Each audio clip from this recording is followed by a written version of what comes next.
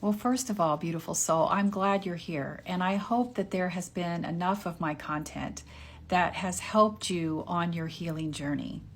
And I'll be happy to talk about heaven because one of the things that I needed to deconstruct from was this hyper obsession about it, because that was part of my indoctrinated belief. And now I understand the intention behind it, because if you can keep a group of people's focus on heaven and away from the distraction of the pain of the world, then you have a better chance of keeping them committed to your faith, which means you keep them in the pews and you keep them tithing.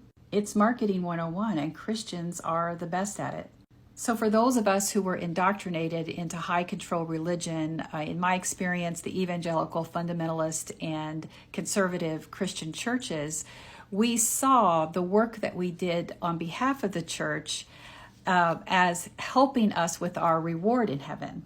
We were often taught that doing the work of the church and being at church and tithing ensured that we would not miss the blessings of heaven. So you may have been told that all you have to do is confess that Jesus Christ is your Lord and Savior, or be baptized and you're saved, which guarantees your entry into heaven. But then somehow your salvation becomes contingent upon the work of the church. So heaven becomes this moving target. And it took a while to deconstruct from that.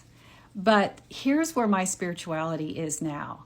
I no longer obsess with what's going to happen on the other side. And that's the language that I use, because I did not deconstruct to atheism. I am a spiritual but not religious person, and I walk a spiritual but not religious path. So if anything, I am agnostic, which means I am not afraid to live with the questions, and I'm not afraid to live in wonder.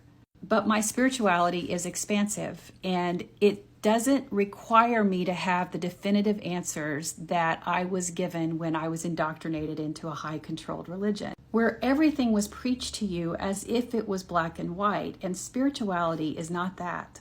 But I am connected and am friends with so many people from different traditions, and I am friends with mediums.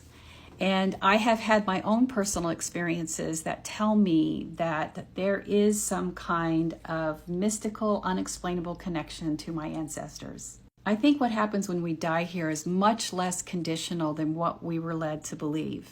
And religion has tried its best to define it, but that understanding has changed and evolved as humanity has evolved. But I believe the most important thing for me to do is to leave this world a better place than I found it, because I believe our responsibility is to create heaven on earth. I hope that helps.